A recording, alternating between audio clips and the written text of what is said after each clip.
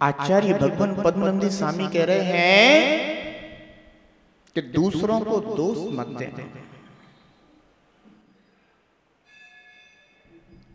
अज्ञानता के कारण यह जीव पर को दोष देता है, पर कभी अपनी करनी पर दृष्टि नहीं डालता। अपने पूर्व में किए हुए अज्ञानता रूप कार्यों पर दृष्टि नहीं डालता।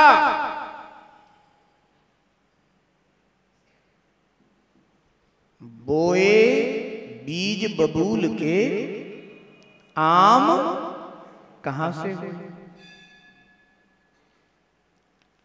यदि खेत में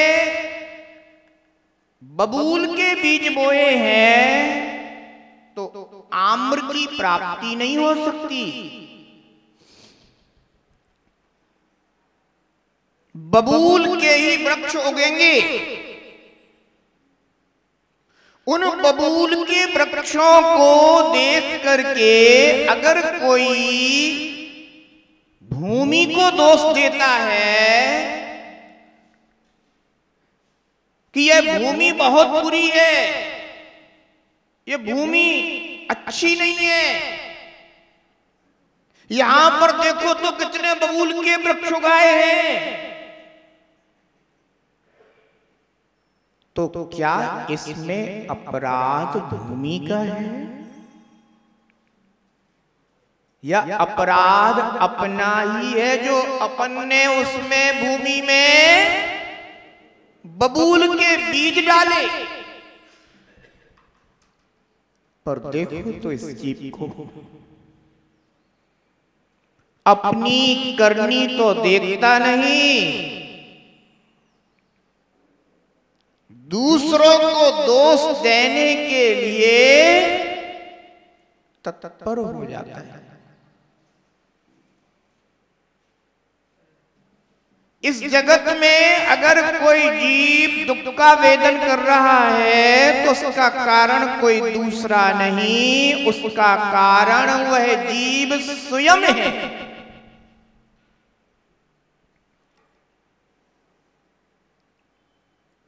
जब तक वह अपने कर्म को नहीं बदलेगा तब तक वह जीव कभी अपने सुख का साधक नहीं बन सकता। आचार्य भगवान पद्मनंदी स्वामी इस गाथा में हमें यह बता रहे हैं कि जीव ने नाना प्रकार के वह परिणाम किए हैं जिन परिणामों से अशुभ कर्म का आश्रम हुआ है। मैं भगवान आत्मा अनंत सुख स्वभावी हूं। मुझ आत्मा में अनंत सुख स्वभावतः है, परंतु मैं मिथ्या दर्शन भाव के कारण अपने ही अनंत सुख स्वभाव से विपरीत हूं, अपरिचित हूं। अपनी ओर दृष्टि ही नहीं डाल रहा हूं तो अपना वह अनंत सुख स्वभाव कैसे अपने परिचय में आएगा।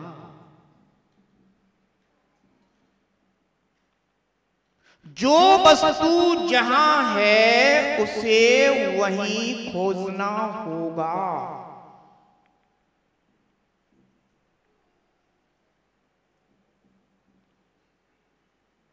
एक मां की सुई खो गई। मां सुई को खोज रही थी। गुजरते हुए राहगीर ने कहा, मां परेशान मालूम करती हो, क्या कर रही हो? बोली मेरी सुई खो गई है, उसे खोज रही हूं। राहगीर ने कहा मां अंधेरा है, यहां प्रकाश में खोजो।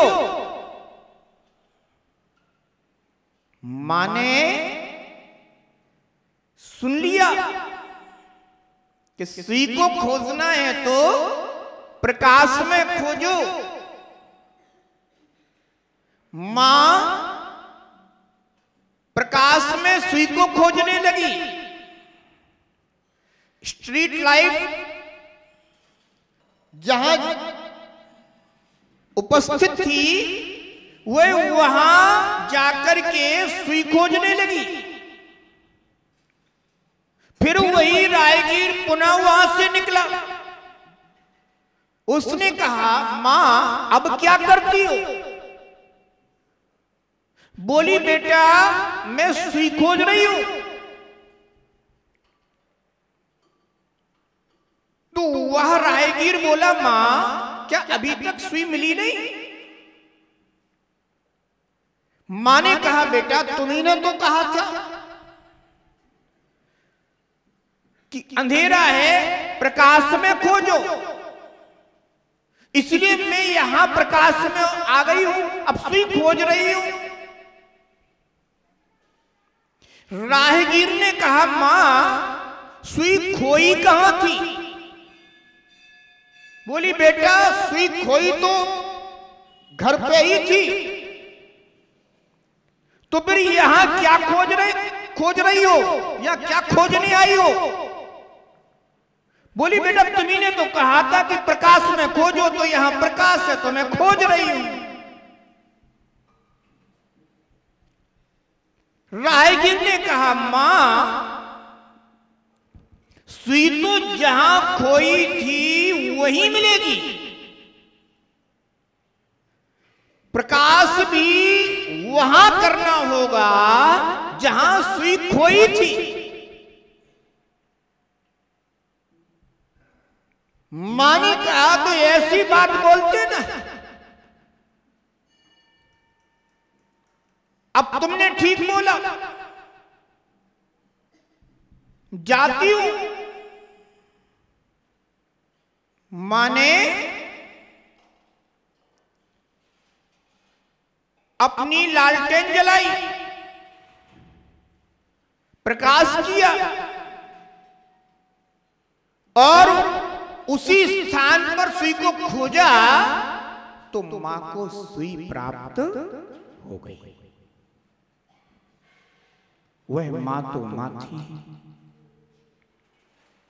उसे तो अपनी सुई मिल गई, पर तुम्हें अपना सुख कब मिलेगा? सुख जहां है वह वहीं मिलेगा। जैसे वह मां सुई को अपने घर से बाहर राह में खोज रही थी, उसे वहां सुई नहीं मिल सकती, क्योंकि सुई कहां है? घर में ही है, निज घर में ही है, अपने घर में ही है। सुई वहीं मिलेगी, वहीं मिली। ऐसे ही अनादि से यह जीव अपने सुख स्वभाव को ना समझता हुआ, ना जानता हुआ, सुख के साधन बाह्य में समझता है, बाह्य में जानता है, और अपने घर से बाहर, निज आत्मा से बाहर सुख की खोज कर रहा है, ढूंढ रहा है।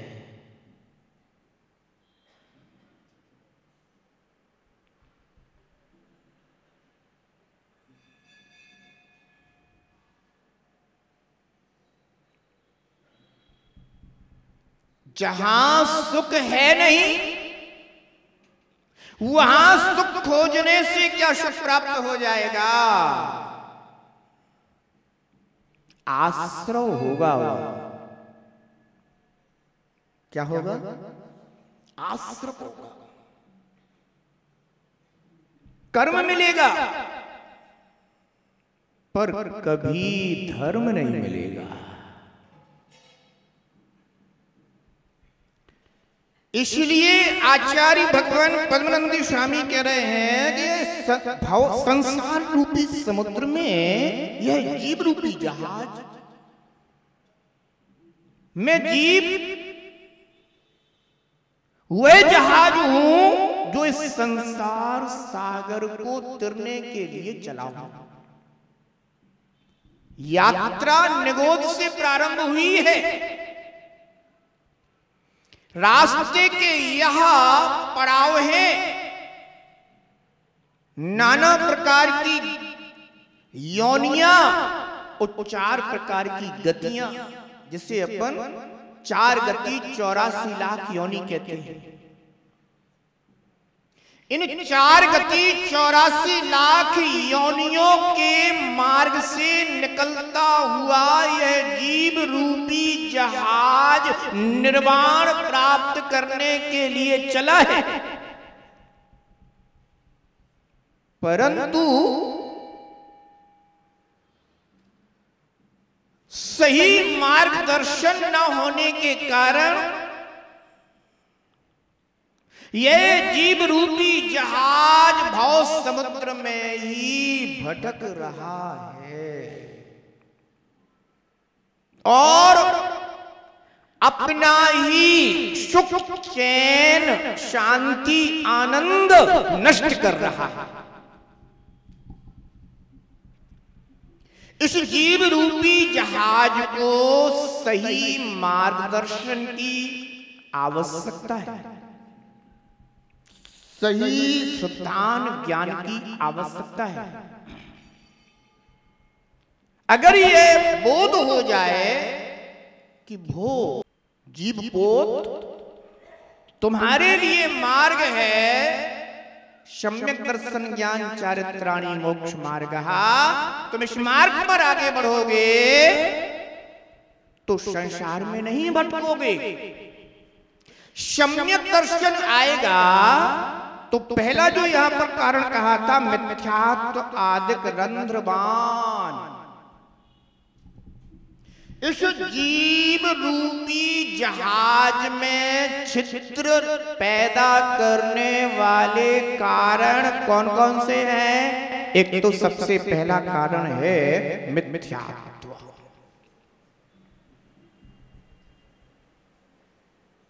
दूसरा कारण अविरति, तीसरा कारण प्रमाद, चौथा कारण कषाय और 5वां कारण योग। ये 5 कारण हैं जिनके माध्यम से जीव रूपी जहाज में छिद्र उत्पन्न हो रहे हैं। यदि कोई नौका या कोई जहाज समुद्र में हो और उसमें छिद्र हो जाए तो उस नौका या जहाज का क्या होगा? बोलो, क्या हुआ है? तट तक पहुंच पाएगा नहीं, बीच में ही डूब जाएगा, उसमें जल भर जाएगा। इस आत्मा रूपी जहाज में अनेक प्रकार के माणिक, मुक्ता, रत्न भरे पड़े और ये जीव रूपी जहाज बहुमूल्य, अमूल्य उन रत्नों को लेकर के प्रस्थान कर रहा है। कौन से रत्न भरे हैं? सम्यक दर्शन ज्ञान चारे सुख आदि जो आत्मा के निज अनंत गुण हैं, वे सभी गुण क्या हैं? रत्न है, माणिक, मुक्ता है। ये जहाज अनंत गुण रूपी रत्नों को लेकर के निरंतर अविराम गति से प्रस्थान कर रहा है, पर जहाज डूब रहा है। कब से? अनंत भवों से। आज तक ये जहाज अपने तट तक नहीं पहुंच पाया।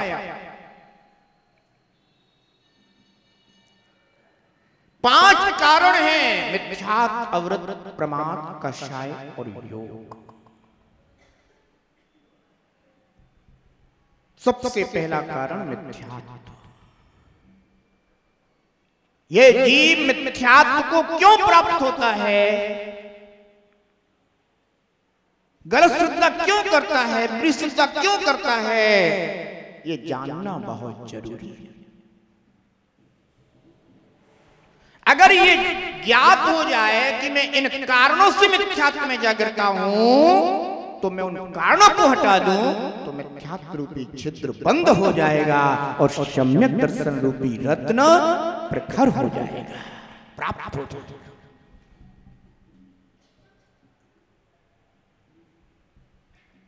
केवली श्रुत संग धर्म देवा वर्णवादो दर्शन मोहस्य। दर्शन मोहिनी यानी मिथ्यात्व के आश्रय का कारण क्या है? तो आचार्य भगवान उमा स्वामी महाराज तत्वार्थी ग्रंथ में इस मिथ्यात्व के यानी दर्शन मोहिनी के आश्रय के कारण बताते हुए कहते हैं, केवली श्रुत संघ धर्म देवा अवर्णवादो, इनका अवर्णवाद करना, इनको दोष लगाना, यह क्या है? दर्शन मोहिनी यानी मिथ्यात्व के आश्रय का कारण। केवली भगवंत का जैसा स्वरूप है वैसा स्वरूप ना मानकर, ना जानकर अन्यथा उनका स्वरूप निरूपित करना, ये क्या है? दर्शन मोहिनी के आश्रय का कारण है।